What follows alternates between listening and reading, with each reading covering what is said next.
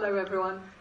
So yes, I'm Rebecca. I'll be incredibly swift because I know we have lunch. So they will wait 15 minutes. I'd like to introduce Helen, but before I do that, just a few things to share with you. Ways to get involved. Now when my slides appear, and here they are, I'm just going to say first of all that we do have a lot of information and advice available to you. Just wanted to point it out because we have a lot more information on reception for you to get your hands on. So we have fact sheets on Becker, we have some information on self-management for people with an adult onset condition, but we also have information for younger people and their parents on guides for transition and also inclusive education. So if you can't get the hold of those today, we can certainly make sure that we get those into your hands. The other thing to mention is that we do have an information and advice service that's available to you over the phone. So we have a picture of Dave here, and he's on hand, so if there's anything you need, please do just pick up the phone. Now you'll hear a lot more about advocacy this afternoon, so I'm going to move on and just talk a little bit about online.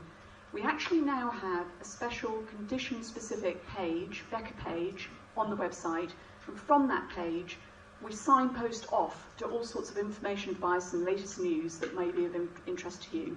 So if you put Becker Muscular Dystrophy simply into Google, one of the things that should appear second or third on the list will be that condition-specific page within our own website, if you'd like to get hold of that. We also have a really popular and very valuable online forum called TalkMD, which you might want to take advantage of as well. Now Trailblazers also has its own website and a Facebook page, and we too have a Facebook group. So younger people, you might want to check that out. The Trailblazers are a fantastic group to join. And finally, just to give a bit of a plug to our Target MD and Target Research magazines. So they're available for anybody, again, latest news and information. Now that does come with a small subscription charge just to cover the cost of production. But if you're interested in having a look at a version of that, they're on reception. And of course, if you leave us with your email address, we can make sure that we email out to you all of our email updates and latest news again. Okay, so a bit of a plug there for all the information and advice. So that's one way to engage with the charity. But of course, another way is to help us with the fundraising, and just to cover a little bit about that.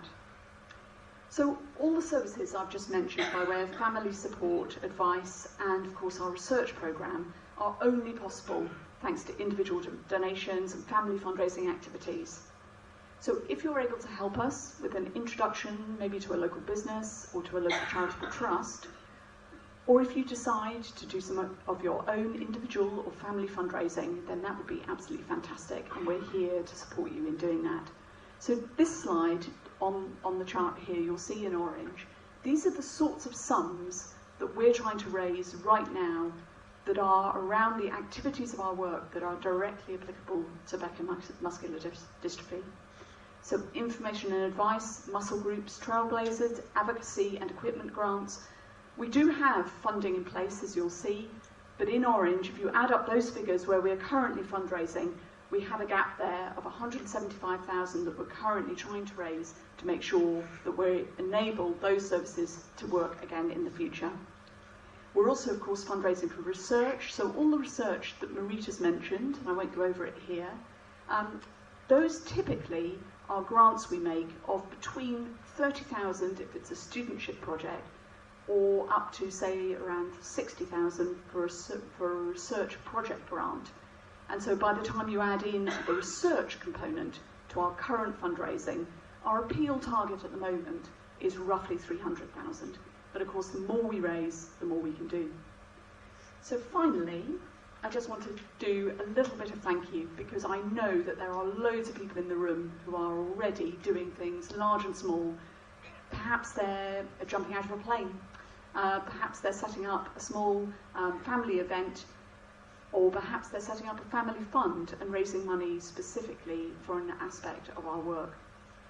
Whatever you do, we hugely appreciate it. Every single contribution and every penny counts, and collectively we're making an extraordinary impact in making sure that our services go forward. So thank you, huge thank you to you all. I particularly wanted to just pick out the Wright family and the Leighton family, hoping that they might be in the room, just to say a special thank you to you, because I know that you have helped us recently with both direct marketing and also in the promotion of one of our events. So thank you so much. That's helping the charity to raise a lot of money right now. So if you would like any help at all, if you have any interest in starting up any kind of fundraising activity, can I just ask Sarah Jenner to put up her hand, because she's one of our fantastic volunteer fundraising managers. There she is at the back. So Sarah is here today to talk to you about anything to do with fundraising, and we also have a sheet on reception that just tells you of your local volunteer fundraising manager if you want to get in touch with them. Contact details all at reception. Now, one person who inspires us through her commitment and her support is Helen, and so I'm going to ask Helen Stockdale to come up and just give you a few minutes on her story. Thank you.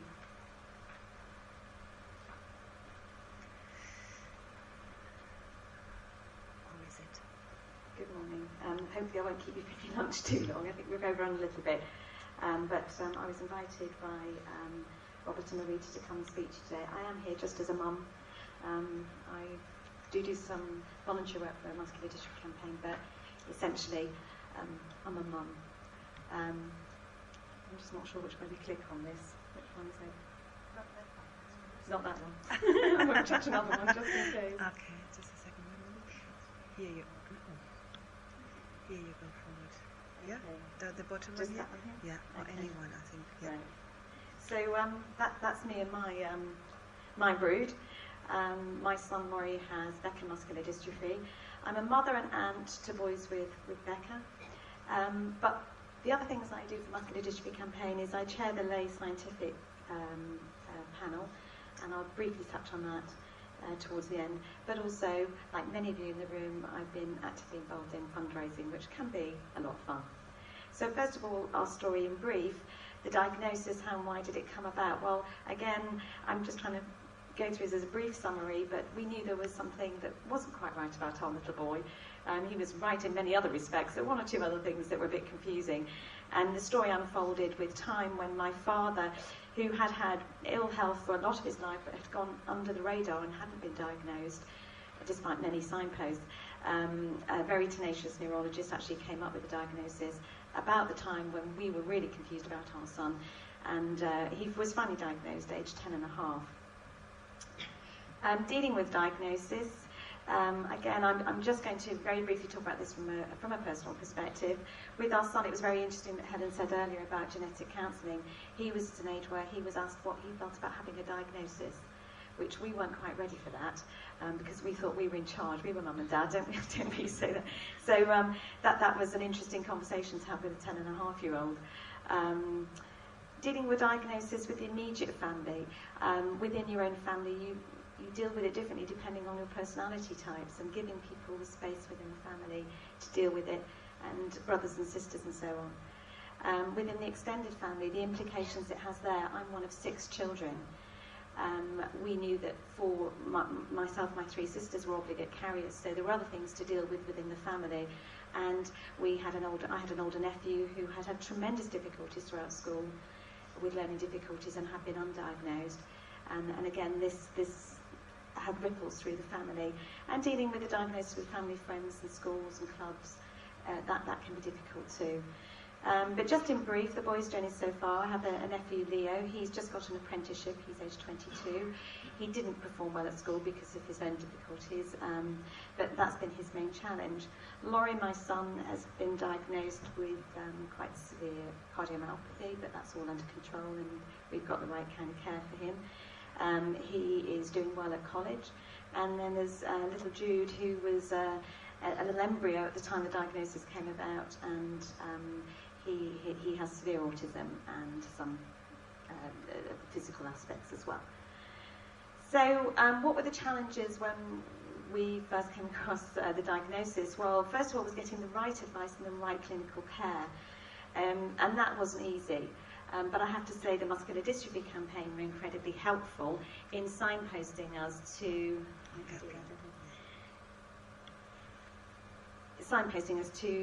the areas where we might get the right advice and the right clinical care. Getting accurate and up-to-date information. It's been great having a day like today where we really are being kept up to date with what's happening at the cutting edge, and avoiding the Google trap, as I call it. And it can be a trap, but you know, if you've got a 17-year-old son and they want to find out more about their condition, they can get drawn into this Google trap. So it's really important that we get accurate and up-to-date information. I put this dispelling the myth of the mild muscular dystrophy. One of the challenges that we have found, certainly with dealing with schools and other bodies, is that as soon as they go away and find out about muscular dystrophy and they hear this word mild, then they think they don't need to do anything about it. And I have to say, I'm sure you will agree with me in the room, there's very little that can be described as mild about Becker muscular dystrophy. You think about having a mild fever or a mild cold, but I'm glad that we're now moving on and talking about dystrophinopathies as opposed to the mild muscular dystrophy. One of the other challenges, again, it's not relevant to all of you in the room, but was education and getting your child's needs addressed. And fantastic publications produced by the Muscular Dystrophy Campaign became my Bible, and they really helped me sit down with the providers of education and make sure that he was getting his needs met. And then the next aspect is helping a child through all the stages, in particular the transition from paediatric care to adult care. I'm finding it very disconcerting now that the hospitals and the doctors don't communicate with me anymore. They actually communicate with my 17-year-old son, which is all well and good, and that's fantastic, but he's not great at making appointments and keeping appointments. And so therefore I, as a parent, am finding this stage particularly disconcerting. He thinks it's great because he's suddenly, in control, and this is my body, and I'm going to say what's going to happen to it. And as a parent, I'm struggling with that, so maybe I need a bit of help. So how getting involved with Muscular Dystrophy Campaign helped our family.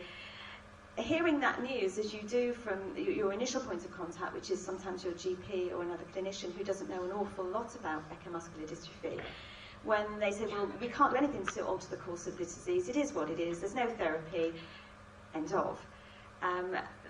That left us with a real strong desire to take control, to be able to do something. We couldn't cure this, but we felt we wanted to do something as a family. So this next little bit is just really personal to us. I'm not saying that this is how everybody might deal with it. It's just our personal approach. The Muscular Dystrophy Campaign was a source of information, in particular accessing the best care and education and support for our son. And I have to say I found some of the information and some of the advice absolutely invaluable. So for those of you in the room who are dealing with a new diagnosis, I would strongly recommend that you use that as a good source of information. We also put a lot of energy into fundraising. There isn't a mountain I think my husband hasn't climbed. He's pushing it a bit with Mont Blanc last year, but we've done a lot of fundraising, and again it can be fun, and you can engage the children as well. We've done swim-a-thons. My son was a very strong disability swimmer. He was on the Paralympic 2012 pathway until his heart decided to have a say in the matter. So whatever you're interested in could be a way of just getting involved and channeling that energy and doing something constructive. From my point of view, also using our skills and energy, our specific skills as individuals and as parents to get involved. I have a vague scientific background, and I was collared by Maruta many years ago, and for my sins I now chair the lay research panel. We've heard a lot about research and we've had some updates, but what I want to just get across to you is how people just like me, mums, dads, people with the condition, are involved very directly in what kind of research gets funded in the Muscular Dystrophy Campaign. There were 11 parents, carers or individuals directly or indirectly affected by muscular dystrophy on this particular panel. There is also a physiotherapist, an occupational therapist and a scientific advisor who, if we've got specific questions, can help us out, because some of the research application grants that we're looking at, as you can imagine, can be quite tricky. Even the language they're written in can be quite tricky. So we often need some advisors on that front. All of the members of the lay panel contribute their time and their skills free of charge. And what we do is we evaluate each grant application that we get from the scientists or the clinicians, and we look at it not from the point of view of is it good science necessarily, because we already have a group of scientists who are more than well equipped to do that job. But what we think about is what is the benefit if this scientist gets this money to do this bit of research, what's the benefit to us, to people with muscle wasting conditions? And that's a really crucial question that we try and focus on when we're looking at funding research. Based on the opinions of that panel, 2 representatives of the panel, one is the chair and one is the vice chair, then sit with the scientific research panel, and we have full voting rights when it comes to deciding how all those hard, earned fundraising pounds are spent.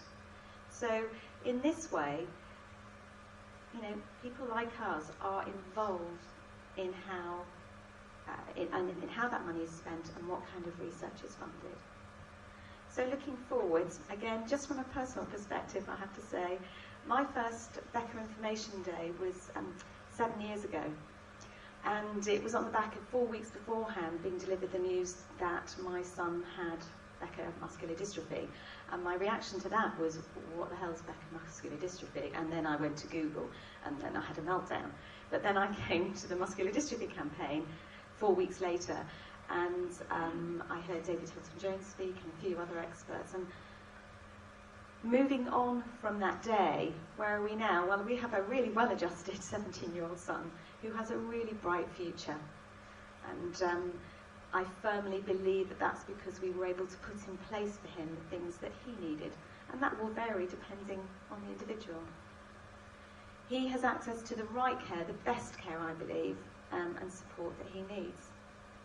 And we are hopeful, really hopeful, that in his lifetime a number of new therapies will enable him to have a great quality of life. And I'm using those words really carefully there, a number of therapies. I don't use the cure words, because I feel that what we're looking for here is, and what's realistic, is a combination of therapies that are going to bring a fantastic life to our son and have great expectations of his life. So, as I like to say, the future is bright, and the future is very orange, based on this photo here, which is my husband and a load of buddies at the top of Mont Blanc last year. Thank you very much for your time, and I'm going to be around for the rest of the day if anybody has any questions.